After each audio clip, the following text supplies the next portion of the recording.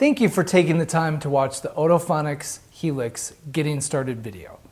In this video, we will cover getting familiar with your device, charging your device for the first time, using your hearing device for the first time, proper fitting, how to change programs and volume levels, and maintenance and tips to keep your device working properly. Using your device for the first time. I know this is going to be difficult to hear, but it's very important to fully charge your device before wearing it the first time. Doing this will give you longer battery life in the present and in the future. First, start by plugging the power cable into the charging base. Then plug it into the power adapter and plug it into the wall or a power strip. To achieve the best charge and longest lifespan of the battery, we recommend turning the device off before placing it in the charging base. Since the hearing device is already turned off when you take it out of the box, go ahead and place it directly into the charging base and press the power button to begin the charging cycle. A red light on the device indicates that it's charging. A blue light means the device is fully charged and ready to use. Total time to charge a depleted battery is approximately 6 hours. Using your device for the first time. Now that your Otofonix Helix is fully charged, it's ready to use. First, we want to turn the device on. Press and hold the clear button for 3 seconds. You will see a solid red light behind the clear button indicating that the power is on. To turn the device off, press and hold the clear button for 3 seconds. The light behind the clear button will flash 3 times. There is a slight delay from the time you turn the device on to when it starts working. The reason for this is to eliminate any feedback or squealing from the device as you're putting it on your ear. Now that the device is turned on, we're ready to place it onto our ear. Hold it from the base of the sound tube and hook the body of the hearing device behind your ear. Now insert the ear dome into your ear canal. Use gentle pressure to make sure the ear dome is firmly seated into your ear canal. It's important to make sure that the ear dome is securely seated in your ear canal. If it's not, the amplified sound can escape from your ear canal and bounce back to the microphone and cause feedback or that squealing noise. We'll cover this a little bit more later. Let's talk about proper fit. How do you know if you have the proper fit?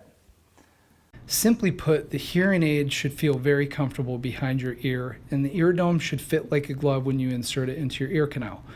Not too tight, not too loose, it should be comfortable. It comes pre-assembled with a size number 2 sound tube and a medium-sized magic dome. This works for most people, but that doesn't mean that it will work for you.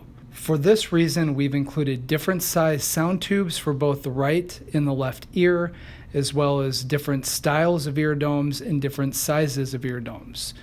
If you're wondering why there's one missing from both the right and left side, it's because that's the medium-sized magic dome that comes already pre-assembled on the hearing device.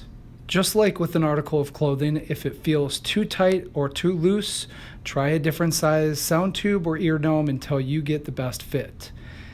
If the ear dome seems to be falling out of your ear canal, it might be too large. Try a smaller size that can be found in the box. If you feel any pain or discomfort on the upper part of your ear from the sound tube, it may be too small. Try a larger size, which can be found in the box. For help replacing the sound tube and ear domes, please watch our video on how to clean the sound tube.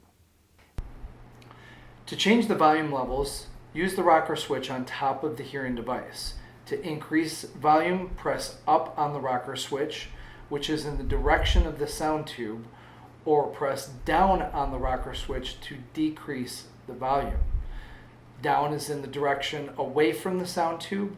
You'll also notice and be able to feel that there's a notch on top of the rocker switch to help identify the downward direction.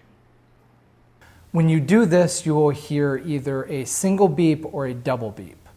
Volume levels 2 through 9, you will hear a single beep. At volume level 1 and 10, you will hear a double beep, indicating that you have reached either the top or the bottom of the volume limit. It's important to note the best way to change the volume or programs is to reach behind your ear rather from the side. This helps to reduce any potential for the hearing device to whistle or produce feedback. And we'll cover this a little bit more at the end. To change listening modes, simply press and release the clear button on top of the hearing device. One quick press will change from program 1 to program 2, and so on. When the program level has changed, you'll hear either 1 beep, 2 beeps, 3 beeps, or 4 beeps. The number of beeps you hear indicates the program you are using. And finally, I want to take a couple moments to talk about some maintenance tips and things to make sure that you get the best performance from your device. Tip number 1, to maintain maximum performance from your device, it's important to keep the sound tube and the ear dome clean. Even the smallest amount of wax can prevent amplified sound from traveling through the sound tube to your ear canal. If one day your amplifier is working great and the next day it doesn't seem to be working at all, this is likely the reason.